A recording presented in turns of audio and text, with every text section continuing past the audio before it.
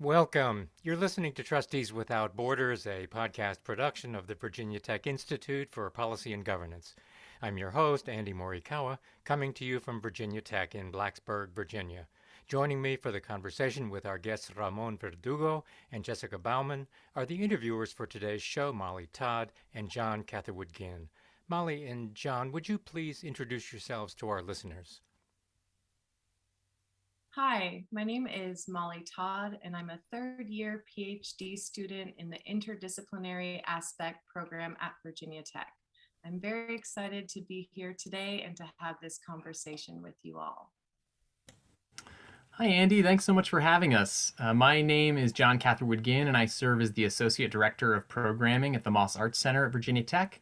And I'm also a doctoral student in the Planning, Governance, and Globalization program in the School of Public and International Affairs. Thanks so much for inviting me to join you for this conversation. You're welcome, and thank you. Today's program features Ramon Verdugo and Jessica Bauman of the Frontera Project. Ramon Verdugo is from Tijuana, Mexico. He's founding artistic director of Tijuana Hace Teatro Theater Company. Actor, director, and producer, he's collaborated in more than 35 productions of new national and international theater pieces. He's professor at Universidad Autónoma de Baja California for the theater program. He's been honored by the National Fund for the Culture and the Arts, the most prestigious public institution for the arts in Mexico. In theater, he's focused on directing, teaching, and production. He's currently developing academic studies at the International Diploma of Creation and Research from the Universidad Nacional Autónoma de Mexico, the most respected university in the country, and the Universidad de Buenos Aires in Argentina. In addition to his artistic work, he's been actively engaged with the community since 2010, where he's developed programs including Binational School of Audiences THT, a cross-borders audience engagement experience, Interpropaz THT High School Theater Festival, Biblioteca THT Performing Arts Library, Acting Workshop Lab THT, and Intimate Theater Festival, among other projects in alliance with several theaters. Jessica Bauman is a director, teacher, and community-engaged theater maker based in Brooklyn, New York. She adapted and directed Arden Everywhere, a retelling of Shakespeare's As You Like It, as a refugee story, which was produced off-Broadway with a cast of both professionals and non-professionals from the refugee and immigrant communities in New York City. As she developed that project, she worked with refugee communities in the U.S. and in Kenya. She's talked about her work on Arden Everywhere at Shakespeare's Globe Theatre in London and in a TEDx talk. She's been a guest artist at many universities, including UCLA, UC Irvine, UMass Amherst, Rice, and Juilliard. The Frontera Project brings Mexican and U.S. artists together to lift up human stories about the border that too often get lost in the noise of partisan agendas and media bubbles. Specifically focused on San Diego Tijuana, Frontera explores the varied experiences of people on both sides of the border for audiences who may never have been there themselves. This bilingual, interactive, theatrical experience, performed by a cast of both U.S. and Mexican actors, uses theater, music, and play to actively engage the audience in a compassionate, often joyous conversation about La Frontera. Welcome, Jessica Bauman and Ramon Verdugo, to Trustees Without Borders. It's an honor to have you as our guests. Let me now turn you over to our interviewers, John Catherwood-Ginn and Molly Todd. Molly? Great, thanks so much, Andy. So before I begin this set of questions, I do want to mention for our listeners that this interview is going to take place in English with responses in English and Spanish. There will be some translation, but not always. So we return to this question of translation a bit later in the interview to give Jessica and Ramon a chance to speak on those dynamics, but I did want to at least mention it now. So to begin, I've really enjoyed working with you all and watching the different iterations of this project unfold, including your most recent presentation here at Virginia Tech. And there have been quite a few iterations because When you first envisioned this venture together, the plan was to do an in-person play. However, by the time I connected with you in the fall of 2020, you had already shifted to envisioning the Frontera Project as an online endeavor, but not necessarily something as a long-term online endeavor. However, as COVID continued and continues to rage on, you have embraced Zoom performance and really thought about how to make online performance engaging. And during the event here at Tech, Ramon, you mentioned that he felt called to respond to this contemporary moment and that all artists should do so. And this has reflected me to ask how does the current moment inform your approach to adapting Frontera Project to a virtual platform? And what have been some of the challenges, or perhaps surprisingly, some of the benefits that you have encountered in doing so?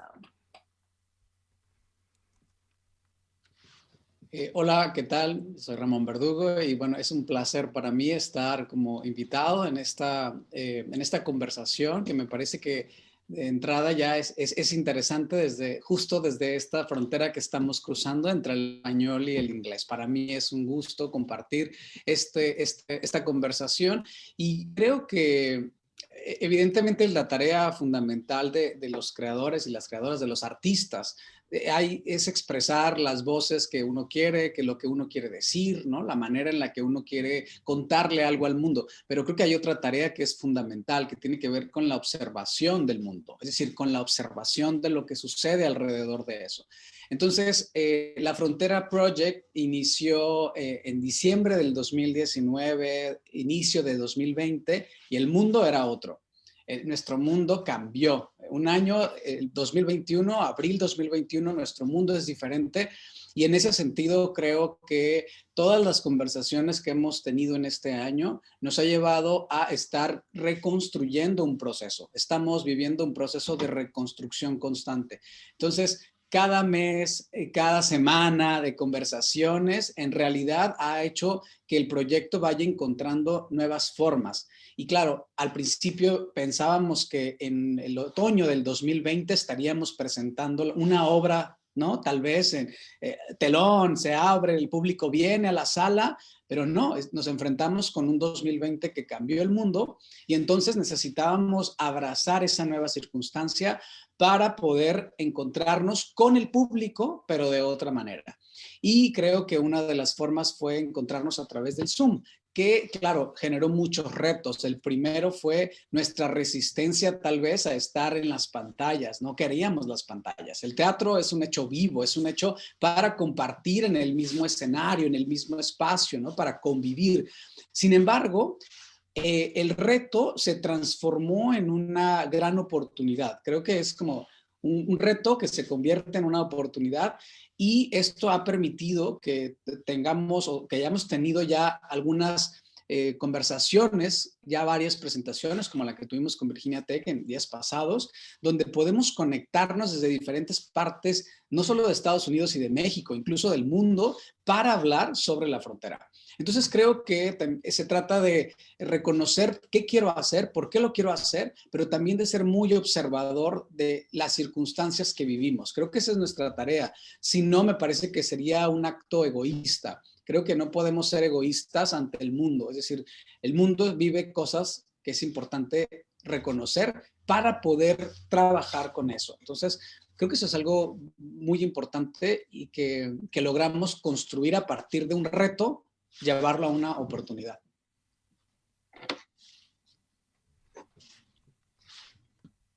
Hi, this is Jessica, and I'm gonna repeat a little bit of what Ramon said in English and then add my own perspective as well. That when we started the project in December of 2019, we did a workshop where we were devising material for a playwright to use to create a play that was going to be performed in person. And we felt at the time and continue to feel like it was incredibly important to respond to the world as it was in that moment. And now we go back and we look at that and we're in a completely different world, and that the world that we have been working in over the last year and a bit through the pandemic has been changing all the time. And we have been talking a lot about how we want to be making work that responds to the world that we're living in. And so that the most obvious way that that manifests is that it has driven us onto Zoom, in spite of the fact that that is not necessarily where, as theater makers, it's not where our hearts lie, but you know, it is what it is. It's the only choice we have right now. And I think that we have discovered that there are opportunities, I was going to say advantages, but I think that's not quite right. But there are opportunities to be had by working online and working on Zoom that are just different than what we get working live. And one of those opportunities is that we can connect with people all over the world. It doesn't have to just be the community of people where we physically are. And because of the tools of Zoom, which are different than what we take for granted as being the tools of theater, we have found ways to connect with audiences through breakout rooms, we've been using Google Jamboards to solicit ideas from our audience. And we've actually used the comments that our audience puts on the Jamboard to create new art that happens in the moment of the Zoom experience that I think has been extremely exciting for everybody. So there are opportunities and tools that the virtual world offers that we are now, as we're starting to turn our attention to doing live performance again, which it looks like we're going to be able to do in the fall, we're asking ourselves how we can sort of carry with us the things that we have experienced and we have learned in our Zoom world back into a live theatrical experience that is more interactive and more participatory for the audience, that is more of a conversation, less we tell you something, you sit in a dark room and you passively absorb it. And I think we are all, as a creative team, incredibly excited about the ways that our Zoom, what we've learned from Zoom, can inform the work that we're going to be doing going forward when we get back into theaters with live audiences. Yeah, thank you both. I like what you said, Ramon. Abrazar la nueva circunstancia, like, you know, give that new circumstance a hug and just go for it, you know, just embrace it. And I think it's been a challenge, so I appreciate that. And Jessica, when you mention the challenge with participation, but also sort of the opening that Zoom has given to have participation from all over the world, it kind of leads us into the next question, which is, beyond the role of theater in responding to the social, political, and cultural ideas of the time, do you also see the possibility of art or of Frontera Project in shaping the contemporary moment or shaping the way people relate to or are thinking about borders during this time? I think that I used to believe that what I did as an artist and that the work that I made was separate, if not secondary, to kind of more direct political organizing in thinking about kind of social justice concerns.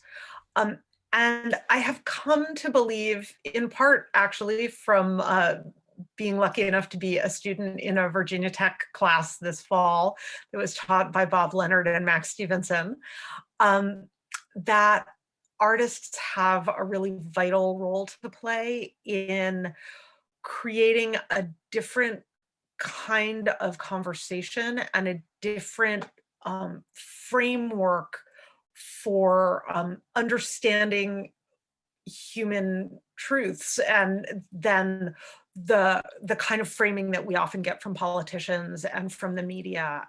And I think that what we can do is invite our audiences, and Ramon said this the other day after we did a Zoom experience, that there is a way that this is like one person at a time.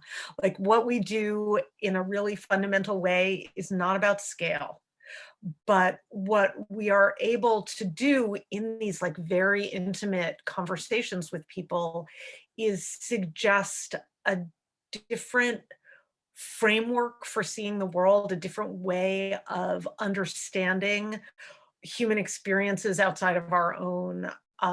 The language that I like to use often is about connecting across difference, that we're in a world right now where we're told over and over and over again that the differences are too big, that we can't possibly understand each other, we can't possibly connect across difference.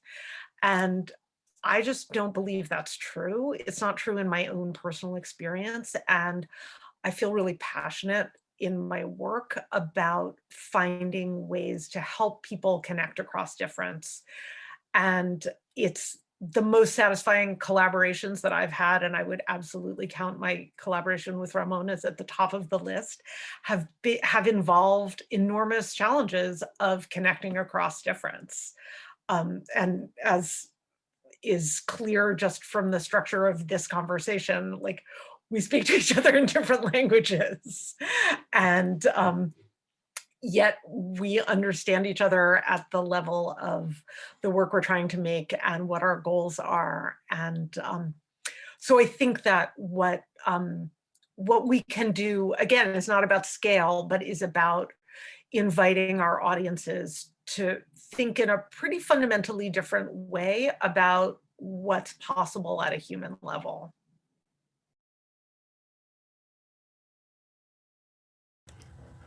Well, first of all, Jessica, Ramon, I just want to say thank you, gracias so much for making the time to have this conversation. I consider it a huge privilege to get a chance to speak with you about this exciting work you've been doing. And I thoroughly enjoyed the Frontera Project Zoom edition as it was presented recently through the program. So I actually wanted to start with, this connects very much with what you were just describing, Jessica, with what you described as the subject and the mission of the project. So if I'm recalling correctly, you described the mission of the Frontera Project as the subject is the border, but the mission is creating experiences of connecting across difference. With that in mind, what have been some of the strategies you've employed that have been most effective in realizing that aspiration? You described, for instance, person-to-person, sort of small-scale engagement. But also, as you reflect on your experience to date, what do you see as some of the enduring impediments to realizing that connection across difference? Pienso que las fronteras de alguna manera son importantes porque nos recuerdan que hay identidades, ¿no? Es decir, tú, allá, el otro, yo, es decir, somos diferentes porque eso es importante, ¿no? Hay una riqueza, una diversidad cultural que es importante conservar. Y las fronteras son importantes en ese sentido, porque existe la conciencia de que hay otras personas que son diferentes que yo, y eso es importante. Creo que el punto o la estrategia más importante es generar puentes entre esas fronteras, es decir, generar puntos de conexión, porque cuando yo reconozco en el otro cosas que son diferentes, yo puedo aprender de la otra persona y estoy seguro que la otra persona puede aprender de lo que yo tengo. Pero eso tiene que ver con un cambio de visión. Es decir, tú puedes ver la frontera como un impedimento o como un puente, algo que puede cruzar y que puede conectarnos a través de las diferencias. En ese sentido, creo que la estrategia más importante para poder lograr esto es la generación de plataformas que funcionen como un puente, como una manera de conversación. Esta que decía Jessica, de encontrarnos casi uno a uno con las personas, vamos, generamos un puente individual, generamos un puente personal. Y creo que en un momento como en el que vivimos, donde las personas buscamos experiencias individuales, personales, creo que es muy enriquecedor encontrarnos con estas conversaciones cara a cara, rostro a rostro. Es decir, tu voz tiene un rostro, mi voz tiene un rostro. Y esto es muy importante porque no nos perdemos en el rostro de lo que los medios dicen o los políticos dicen o lo que la mayoría dice, ¿no? Es tu voz es importante, mi voz es importante. Y creo que ahí encontramos un puente de comunicación que ha sido o es enriquecedor para construir la manera de estar juntos o conectar a través de las diferencias. Por supuesto, ¿cuáles son los retos o qué cosas nos los van a impedir? Bueno, todavía existe una gran cantidad de prejuicios, una gran cantidad de estereotipos, de ideas preconcebidas sobre lo que es la frontera, sobre lo que es ser mexicano, sobre lo que es ser una persona de Estados Unidos, una persona de México, una persona de Centroamérica. Es decir, existe una gran cantidad de información que aún está en la mente de muchas personas y que muchas veces eso resulta un gran problema porque no existe la voluntad de crear puentes. Entonces, me parece que eso sería el impedimento más fuerte, acabar con esta información que ha sido resultado de muchos años de diferentes factores, también de un lenguaje que muchas veces es un lenguaje que lo ha establecido pues los lugares de la hegemonía, los lugares que han sido los vencedores. Entonces, también hay una transformación del lenguaje, de la manera, no solamente de la forma de ver las cosas, sino de cómo construimos una realidad a partir de lo que yo expreso con mis palabras, ¿no? Y de respetar también la diferencia del otro. Creo que eso es muy importante. Y me parece que ahí es donde encontramos un reto, pero también la oportunidad de transformar poco a poco, aunque sea a escala menor, la conversación acerca de, no solo de qué es la frontera, sino de qué significa establecer una relación como seres humanos.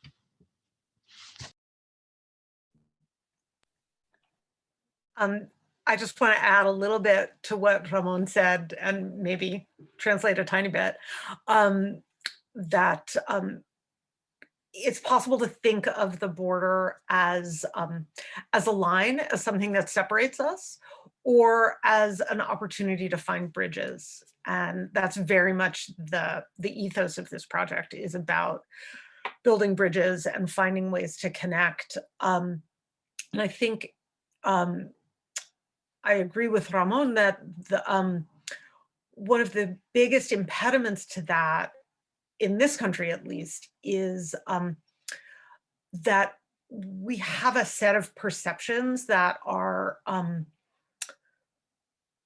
reinforced all the time by the media, by politicians, by people who have like other kinds of agendas that they're maybe not even so clear or so upfront about, that make that sort of flatten a very complicated narrative into a story about either people to be feared on the other side of the line, or people to be pitied, people who are suffering and miserable, and that's all there is to know about them. And the Frontera Project really started when I had a travel grant to go to Tijuana to get to know the work of Tijuana Hace Teatro and to get to know Ramon and his partner Jesus and their theater. And what I discovered when I got there was that all of the things that I thought I understood about the border were basically wrong, that they were so limited in what they allowed me to understand about an incredibly complicated space where there are people who are living and building lives on both sides of the border with really deep connections to the other side. And one of the things that I've learned as the project has evolved is I started out thinking, oh, we're going to do half people from Tijuana and half people from San Diego. Every way, like every time we sort of create pieces of the team, it's going to be half and half. And I think back on that now, and part of my own naivete as someone who's not a fronteriza is that I thought it was going to be easy to know who belonged on what side of the border.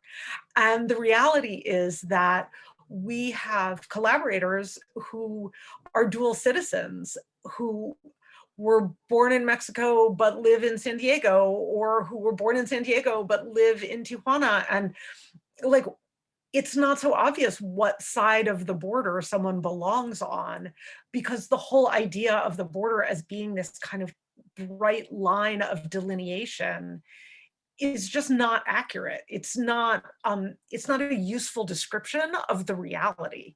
And I think that we can't, I mean, back to sort of the question of like, what's the bigger impact of this? We can't make good policy if we're not operating with an accurate sense of what the reality is. And I think what we can do, albeit in a sort of one person at a time kind of way, is that we can start to shift the conversation to include a much more nuanced, textured sense of what the reality is. And I am very much aware, as a person who does not live there, that part of my role in this project is to be an ambassador for the stories of for the complexity of the border to people like me who don't necessarily understand it and don't even know the limits of the accuracy of what they know, who don't even know what they don't know. And that because that was very much where I was until extremely recently, I can help people like me to understand and to invite them into this whole world of other stories that they might not otherwise have access to. Thank you both.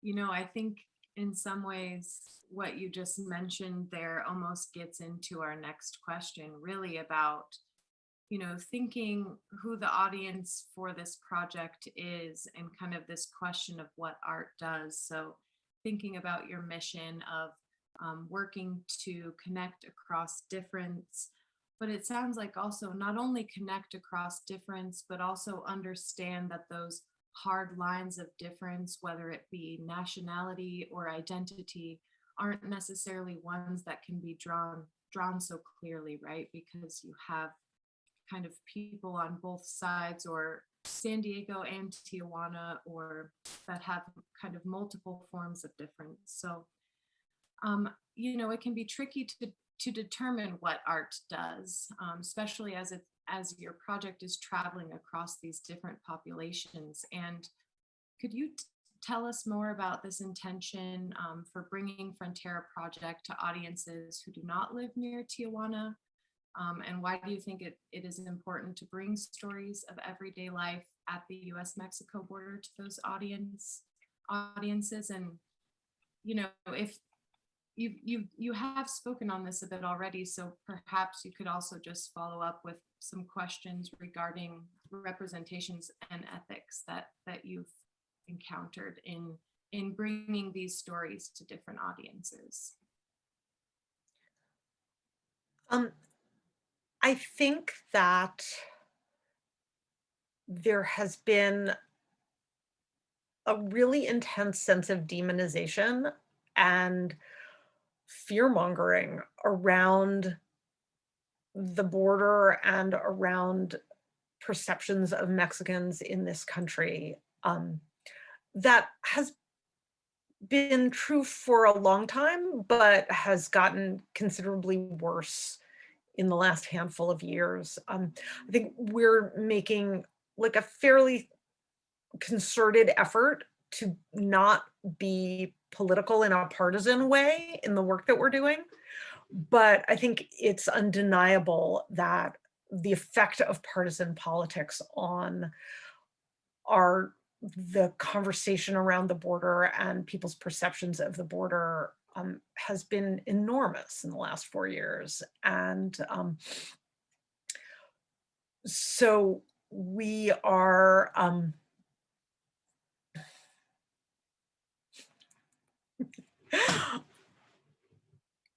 here's the pause you have to edit out.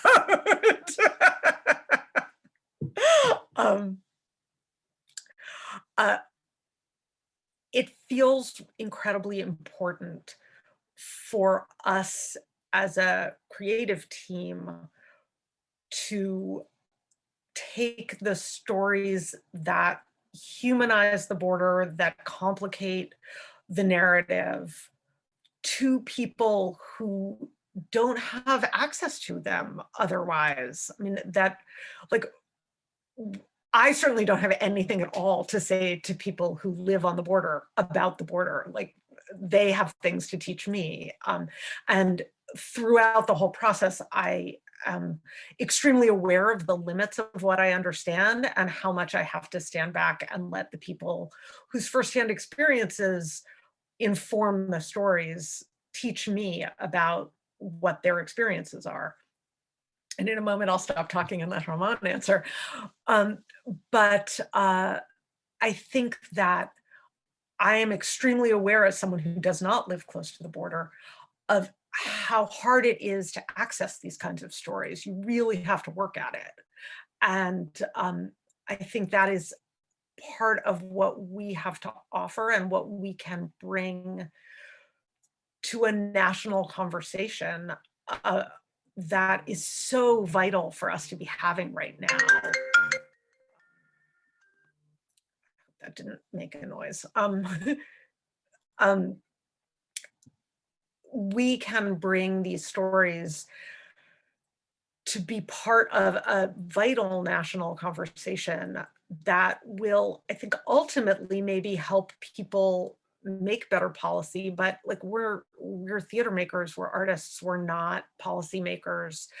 Like, what our goals are at a much more human level, to open people's hearts and open people's curiosity and their minds to the ways that they can understand and connect with people who they've been told are fundamentally different from them. And they might find that those things, that everything they've been told about the ways they're not supposed to be able to understand other people, aren't true.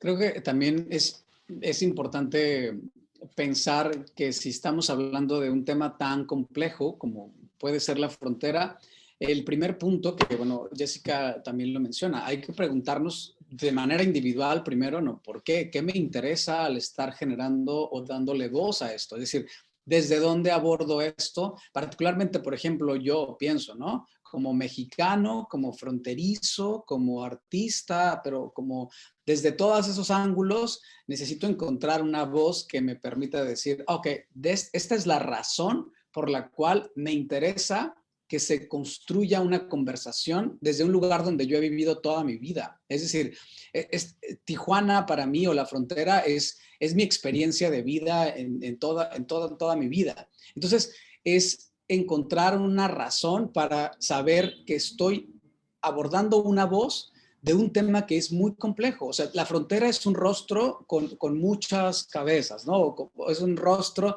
lleno de rompecabezas también, ¿no? Es decir, al mismo tiempo. Entonces, ¿cuáles son los ángulos que me interesan que se incluyan en esta voz que estamos construyendo? Por ejemplo, porque por supuesto hay temas como la migración, que ha sido el gran rostro de la frontera, ¿no? En México existe muchísimas obras de teatro que hablan de la migración y de lo que es el encuentro entre lo que sucede con los migrantes y Estados Unidos, y eso es parte de nuestro entorno, por supuesto, ¿no? Pero también eso es parte de otros rostros que son estas historias que dice Jessica, que están ahí y que complejizan la frontera. Es decir, no son más o menos importantes, no, son parte de la complejidad. Y también creo que en esas historias cotidianas es donde también nos encontramos las personas. Es decir, cuando nosotros vemos una obra de otro país lejano al nuestro, totalmente, en otro continente, en otra parte, y que es una historia sencilla, cotidiana, ¿no? Y que nos vemos conectados, nos conecta no porque es otro país, nos conecta porque es una historia humana. Y creo que en ese sentido la Frontera Project busca encontrar ese tipo de conversación. Tal vez he pensado que incluso la frontera es un gran pretexto para hablar de nuestra humanidad o de nuestras relaciones humanas. Es decir, tal vez la frontera solo es un contexto, un pretexto, pero lo que nos interesa es generar puentes de empatía, saber quién es el otro. Y no me importa si eres una persona de Estados Unidos, de México, de Centroamérica, de Europa, de Asia. Solo quiero conocer a otras personas, establecer diálogo. Y me parece que esto es fundamental porque, sobre todo en un momento como el que vivimos, donde creo, o al menos hay una sensación que los diálogos hacia ciertos temas sociales se están abriendo. Entonces creo que es importante, hay que seguir empujando a través del arte a que se generen nuevas formas de pensamiento o nuevas formas de convivencia, que creo que al final el arte, cuando nos exige cosas de nosotros, es porque nos exige repensar nuevos ángulos. Entonces eso, la frontera no busca generar respuestas, nosotros queremos plantear preguntas, como abrir conversación, y creo que eso es algo muy valioso que pasa por muchos filtros, ¿no? De ética, de filtros personales para poder construir esta voz.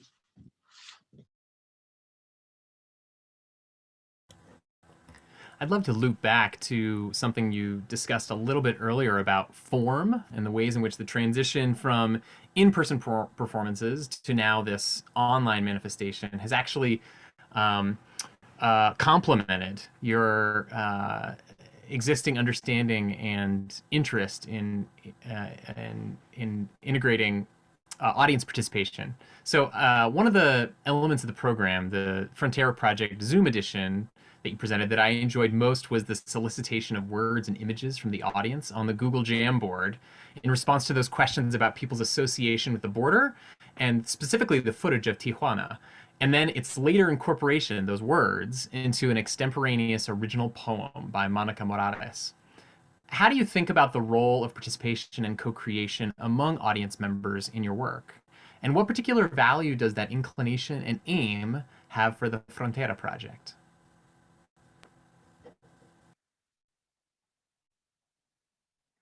I have become more and more interested over time in the kind of audience engagement that we are figuring out through as we continue to develop the Zoom experience of the Frontera Project. I love sitting in a dark room, having people tell me a story, and I love telling people stories that they sit in a dark room and they listen to. But I think there are other really powerful ways that theater can bring people out of themselves and connect with other people in ways that they don't expect. And I think we all sort of carry around an idea about, audience participation as being, the magic show or the hypnotist show where somebody gets like brought up on stage to, behave like a chicken and embarrass themselves. And one of the things I kind of struggle with is finding the right language to talk about what I am interested in, which is about allowing people to feel like they have an investment in what is going on and that it can speak to them and that they can speak to it and that they can participate in a kind of active conversation without it implying that kind of you're going to embarrass yourself in front of a lot of other people and they're going to ridicule you later. And so we have been talking a lot lately as we're starting to reorient to thinking about what a live performance is going to be, about how we can take what we have learned, because we all also really love the way that the Jamboard, and for people who haven't seen what we're doing, we use the Jamboard 3 different times and people are asked to respond to different prompts. And it's a way to track something of the evolution of people's perceptions of the border and of Tijuana as the event goes on. And there's something really exciting about getting that kind of information from the audience and getting that feeling like it's that kind of an active conversation. And I think we are talking very actively right now in our creative meetings about what is the live version of that? Like, how do we make a live experience that allows people to safely volunteer their responses to things in a way that other people can hear or read or become aware of? And I don't think we have any answers yet. I mean, one of the things you're catching us at this moment where we're very much in process of what the live event is going to be, but it's very much, I think, going to be inspired by the things that we've discovered have really been kind of magical about how the Zoom experience allows this kind of feedback loop with the audience in like almost immediate kind of time that that you don't get. Like, you know, you can maybe get if you like lurk in the lobby after a show and you can hear what people are saying, but you can't like feed that back into what you're doing. And the Zoom experience has allowed us to use what the audience's experience is to make art in that moment. And that has been really thrilling. And I think we're very actively looking for ways to translate that into a live experience. Well, I just love too this kind of paradox that this period of necessary social distancing and so much of our lives converting to primarily a virtual plane has brought you actually to consider the ways in which you can more deeply engage audiences when we have the ability to hold space together. That's really beautiful, and I can't wait to see how the Frontera Project continues to integrate and experiment with different forms of audience engagement. I'll also just say, on a personal note, as somebody who tuned into the show, I'm grateful you did not ask me to balk like a chicken.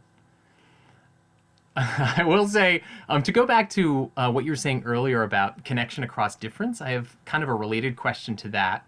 And that is, of course, translation. You mentioned one of the things that's most novel and exciting and challenging about this work is the fact that you're working with theater artists. As theater artists, you're working together across, among other things, a difference in language, primary language. Would you speak a bit more about translation? Like, what have been some of the moments in which translation has been most challenging? What are the moments it's been most rewarding? And has anything seemed to be sort of fundamentally, not negatively, but fundamentally kind of untranslatable?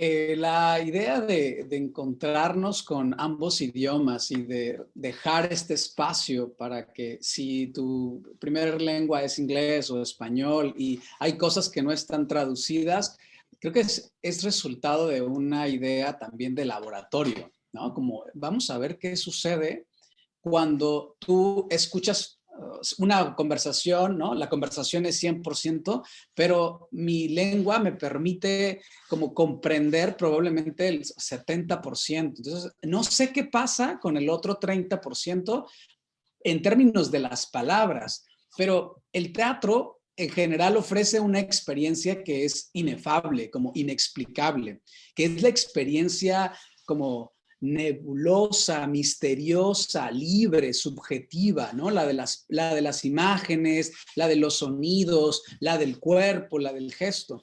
Y esa zona muchas veces es tan o más poderosa que las palabras.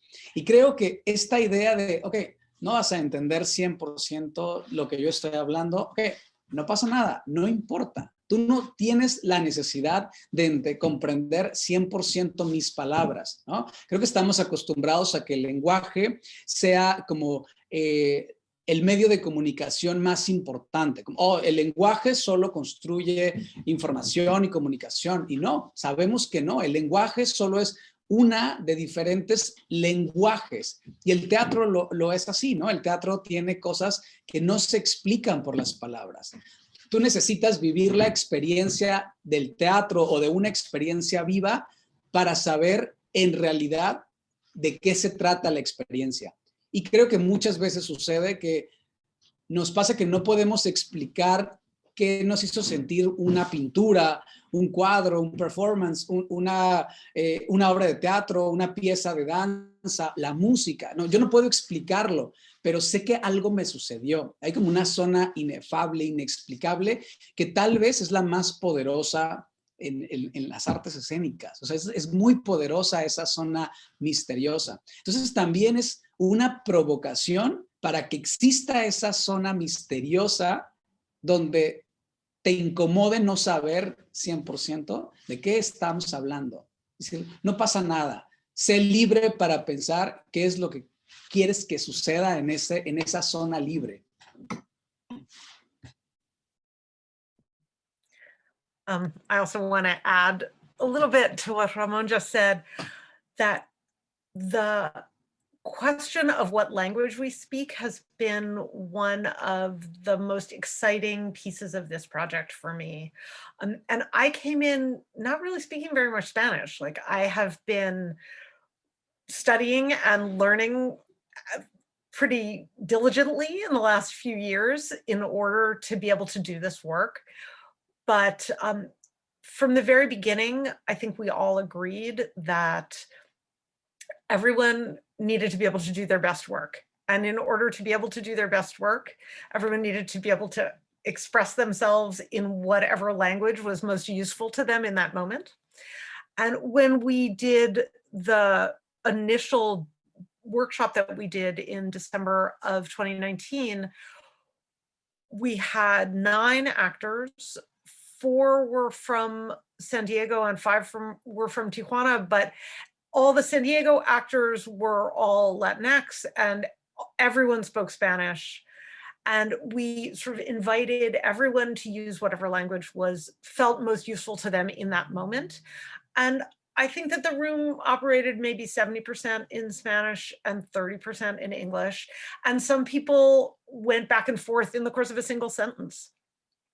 And it felt like it was an embodiment of both the ethos and the work that we want to create, to say, I mean, it's exactly what Ramon just said. Like, it's okay if you don't understand 100% of what someone is saying, that you're going to get through physicality, through facial expression, through context. Even if you don't understand all the words, you're going to be able to follow it.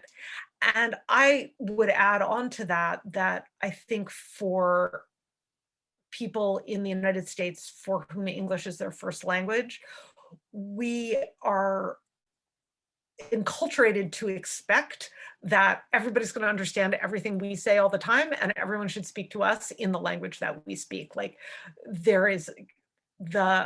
English is the 900-pound gorilla in the room of international languages.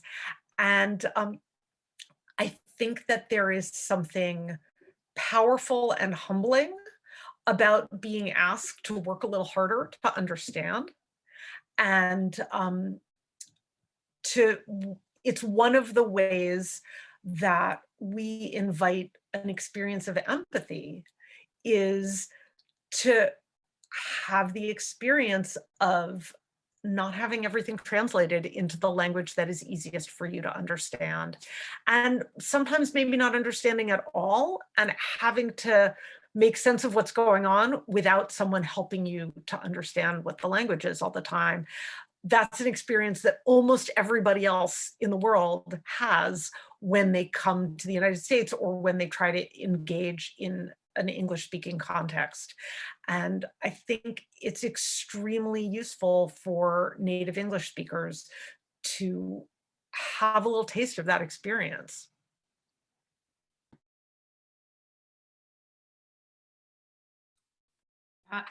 Excuse me. Yeah, thank you so much. You know, it's interesting you say that, because one of my colleagues after your event mentioned that, you know, they didn't consider themselves a Spanish speaker at all, but they were very pleasantly surprised with how much Spanish they understood, and that being in that environment, in that bilingual laboratory, got them thinking in Spanish again, and thinking about themselves speaking Spanish. And I thought that was really cool, just hearing how that laboratory can spark different parts of that may be sort of dormant in the back of people's minds. So I appreciate that. One of the things that happened in my English-speaking breakout room at our Virginia Tech experience, because we divided into 2 breakout rooms. One was intentionally bilingual and one was intentionally all English. And I was facilitating the English breakout room, and I asked the people in the room how they felt about the fact that there had been a lot of Spanish and not all of it had been translated. And I was expecting there was gonna be some frustration articulated, and maybe it's just the generosity of the Virginia Tech community, but people seemed genuinely inspired by the experience of being in a bilingual experience, even if they didn't speak Spanish, which was really gratifying to me because I genuinely had no idea how people were going to respond to it.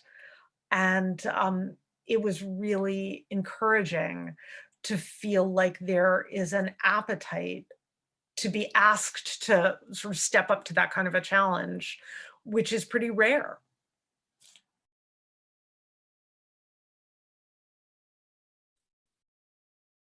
Yes, well, I agree. I think that you know, you're not sure how audiences are going to react, and when it turns out that, you know, people are getting all sort of different experiences that they weren't expecting about the border through this presentation on the border, that's pretty cool.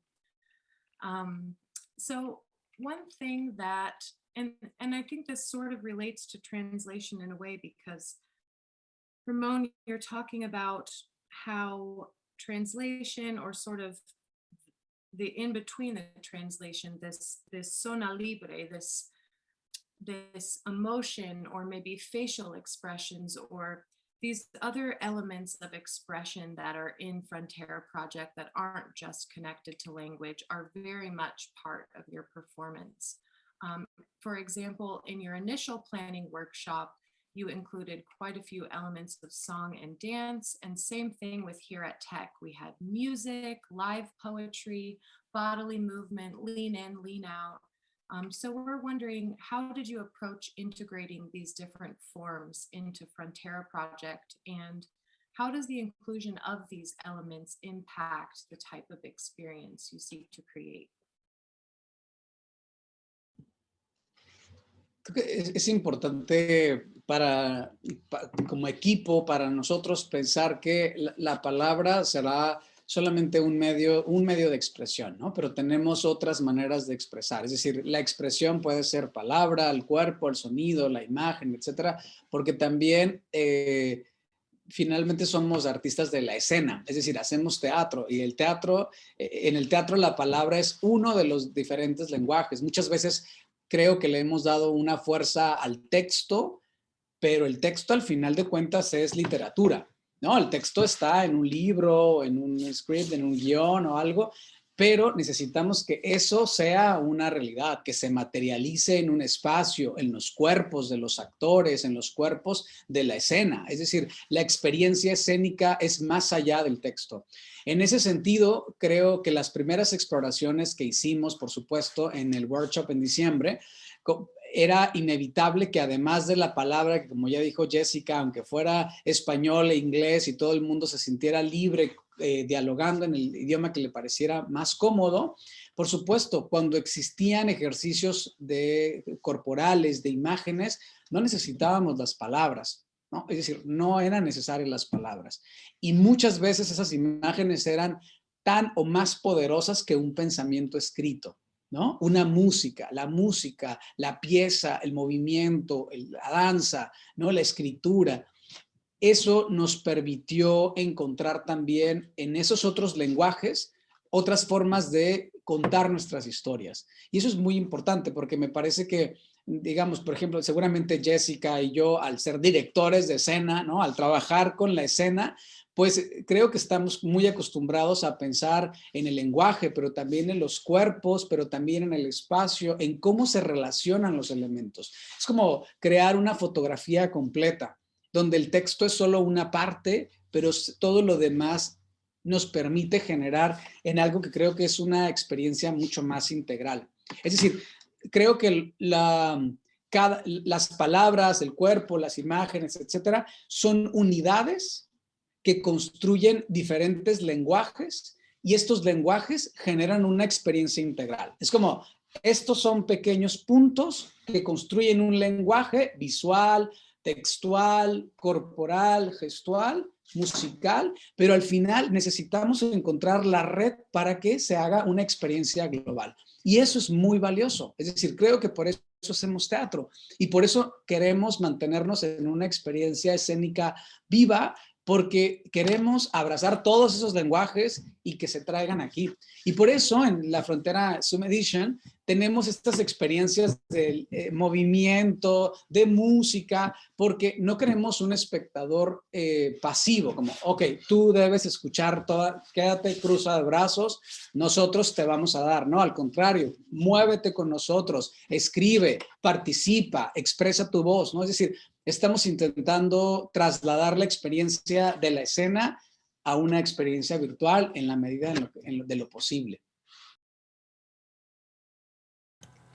I really appreciate that recognition and incorporation of all these different modalities that people can and should feel free to lean into, even while engaging with theater via Zoom, right? I think I recall, Jessica, you saying during the session that one of the challenges was the fact that engaging primarily through online platforms such as the one we're currently on can feel very disembodying, which to folks in the performing arts in particular, that can feel quite restrictive. And so I just applaud you, and just once again, I express my appreciation for your recognition and incorporation of all those different modalities and the challenge that we can do that as audience members, right? We need not feel stuck within the frame of just gazing into our little webcam and thinking that's the extent to which we can engage with one another. I'd love to, speaking of something else you shared during the Frontera Project Zoom edition, there was a phrase that you shared that I found quite moving and thought-provoking, and that was that, quote, COVID behaves like a border. Would you elaborate on this a little bit? How has the coronavirus pandemic expanded or perhaps complicated your understanding of what borders are, how they function, and the impacts they can have on various communities? Yeah, I think that we have all felt so trapped by the pandemic and by the limits that have been put on us in terms of freedom of movement, freedom of like being able to be with your family, being able to travel, the ways that COVID has kind of wreaked havoc on people's ability to connect with each other feels like an echo or a metaphor or an analogy to the ways that the border can separate families, can make it impossible for people to go where they need to be at a particular time or for a particular event. That there's a lack of control, or there's a sense of there being what can feel like an arbitrary and externally driven limit to what is possible. And in some ways, the limits that COVID has enforced on all of us have a certain kind of rationale that I might argue that the national border does not. But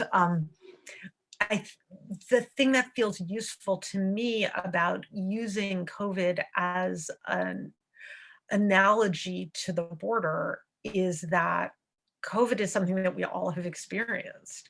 We all have now know what it feels like to be told, no, you can't go visit your mother, your brother, your sister, your best friend, whoever,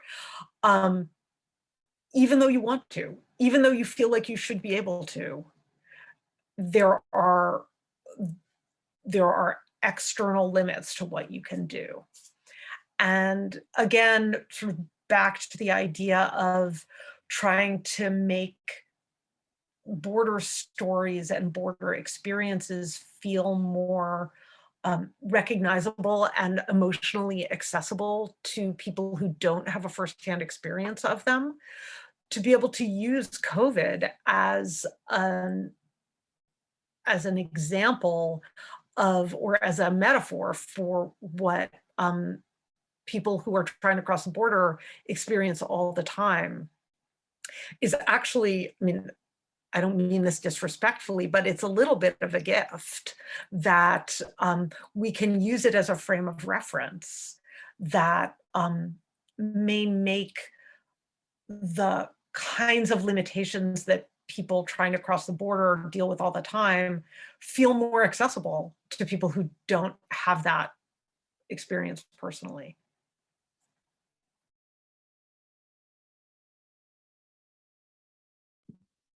Sí, y digo, seguramente repetiré algo de lo que dijo Jessica, pero también es muy interesante cómo, digamos, la pandemia de alguna forma nos generó fronteras individuales, ¿no? Es decir, de persona a persona, pero también fronteras de tipo mental, intrapersonales, es decir, al interior, ¿no? O sea, todos probablemente vivimos con un miedo 14 meses o hemos vivido con un miedo 14 meses de qué tal que estoy contagiado, tengo miedo de querer saludar a mi mamá, a mi hermano, es decir, puedo ir a la tienda, ¿no? Es decir, también hubo muchas fronteras a nivel intrapersonal, individuales, que creo que se suscitaron y esto necesitamos también romper esas fronteras, que creo que finalmente son las fronteras de la ansiedad, de la depresión que mucha gente seguramente vivimos en los últimos 14 meses. Y eso también es importante porque esas fronteras son las que también, las personales no nos permiten seguir avanzando, creando o generando cosas más hacia adelante. Y por supuesto, hay otras fronteras como las geográficas, ¿no? Eso es interesante. Por ejemplo, yo como nativo de Tijuana, que he vivido aquí más de 30 años en Tijuana, todo el tiempo podía cruzar a San Diego para cualquier cosa, ¿no? En estos momentos yo tengo 13 meses que yo no puedo cruzar a Estados Unidos porque hay una restricción por un asunto de viajes solo esenciales. Entonces es interesante que una dinámica también se truncó ahí, ¿no? Como se truncaron otras tantas cosas. Entonces creo que son muchos niveles donde, digo, expresé solo desde el interno hacia un asunto más geográfico, pero en cualquiera de esos creo que lo que tenemos que trabajar es en recuperar justo la convivencia, en trabajar en romper esas fronteras porque necesitamos sanar muchas cosas. O sea, creo que será un año para sanar una gran cantidad de cosas, incluidas las fronteras a nivel individual o personal.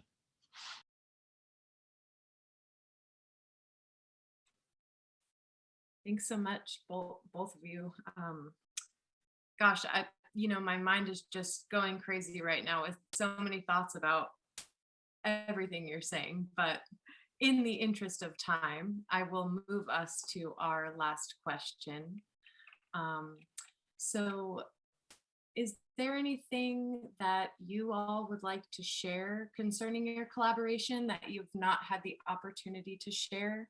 Or anything that you wish you would have been asked in an interview today that you haven't had the chance to talk about yet?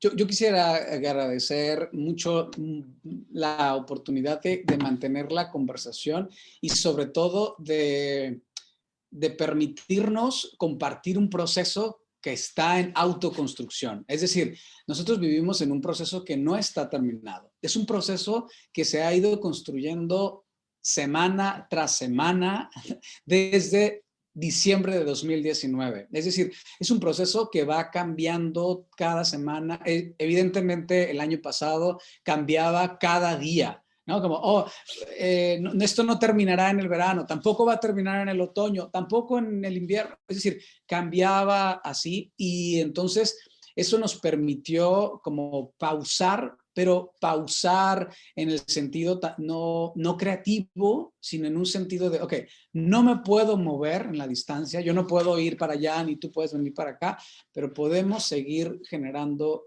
conversación, podemos seguir generando cosas, y eso creo que también nos permitió una pausa para pensar. Es una pausa muy importante para pensar, ¿no?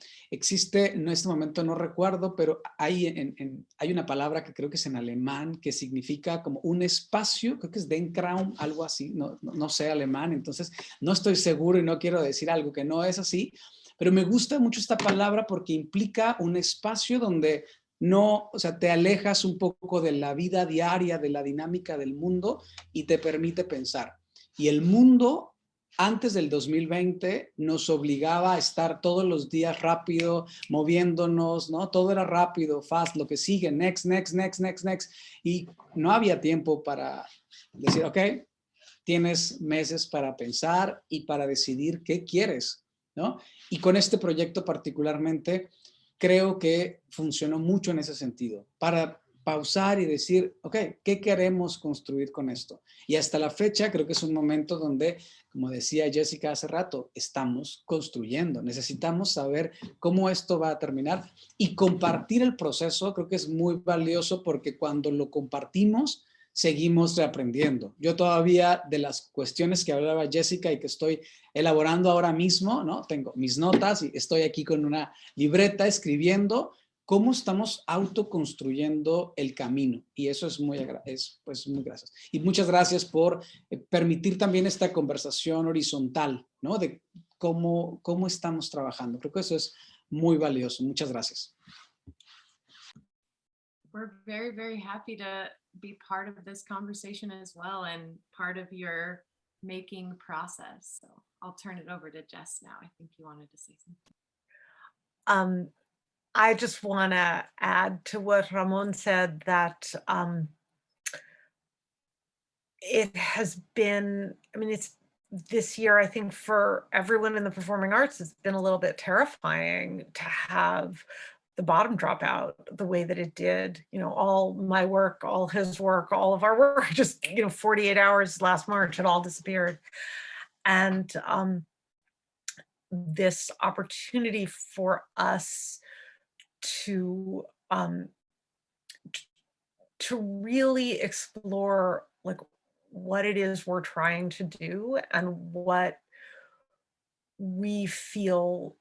feels important in this exact moment that we're in, the kind of conversation that we want to have with our audience. I mean, I'm becoming more and more aware of the ways that it's sort of another way that COVID behaves like a border is that we have, I think all of us, been told for our own safety that we have to circle our wagons so tight right now that we're all a little bit out of practice about what it feels like to be open to other human beings in the world.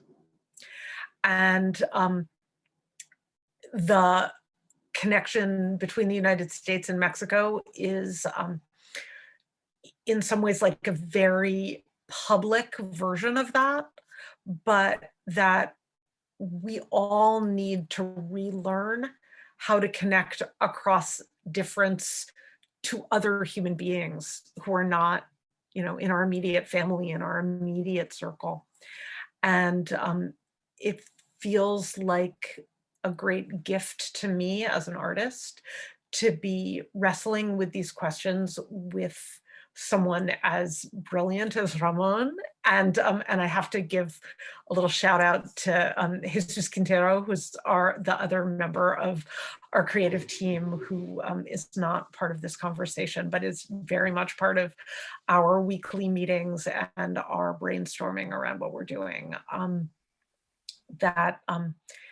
It's just been a really deeply meaningful experience for me to be able to figure out what it means to come out of this moment into a world that's going to include live performance again with such like deeply talented and brilliant artists as Ramon and Jesus. So just sending them my love from Brooklyn to Tijuana, and to thank you all for letting us explore this project with your community as well. It's really been a pleasure to be part of this conversation.